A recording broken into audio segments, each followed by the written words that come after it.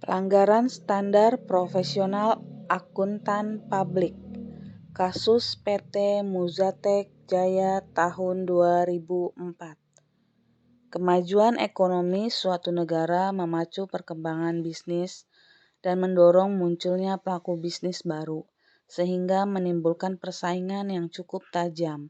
Semua usaha bisnis bertujuan untuk meningkatkan kesejahteraan pelaku bisnis dan memperluas jaringan usahanya.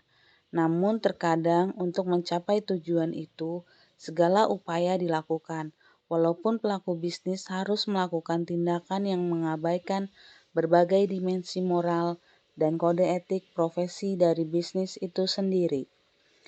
Bisnis dapat menjadi sebuah profesi etis apabila ditunjang dengan menerapkan prinsip-prinsip etis untuk berbisnis.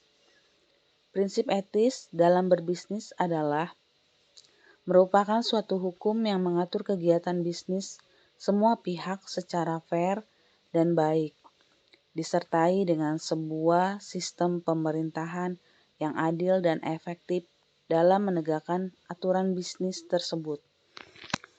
Kode etik profesi perlu diterapkan dalam setiap jenis profesi. Kode etik ini menerapkan prinsip dasar dan aturan etika profesi yang harus diterapkan oleh setiap individu. Dalam prinsip akuntansi, etika akuntan harus lebih dijaga daripada kepentingan perusahaan.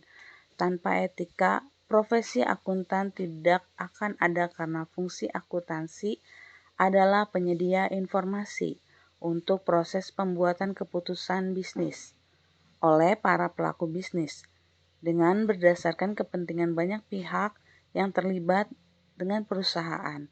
Kode etik dalam akuntansi menjadi barang wajib yang harus mengikat profesi akuntan. Profesi akuntan merupakan profesi yang memiliki standar profesionalisme yang tinggi. Setiap pihak yang berpotensi profesi sebagai akuntan terikat pada kode etik dan standar profesional. Bagi para akuntan, hampir semua sudah menjadi hal yang sangat sering dihadapi terkait kondisi-kondisi yang berpotensi melanggar standar profesional akuntan atau paling tidak sebuah kondisi dilema. Arti istilah profesional adalah tanggung jawab untuk bertindak lebih dari sekedar memenuhi tanggung jawab diri sendiri maupun ketentuan hukum dan peraturan masyarakat. Akuntan publik sebagai profesional mengakui adanya tanggung jawab kepada masyarakat, klien, serta rekan praktisi, termasuk perilaku yang terhormat, meskipun itu berarti pengorbanan diri. Alasan utama mengharapkan tingkat perilaku profesional yang tinggi oleh setiap profesi adalah kebutuhan akan kepercayaan publik atas kualitas jasa yang diberikan oleh profesi. Menku Sri Mulyani telah membekukan izin AP atau Akuntan Publik Dr. Andes Petrus M. Winata dari KAP Dr. Andes Mitra Winata dan rekan selama 2 tahun yang terhitung sejak 15 Maret 2007.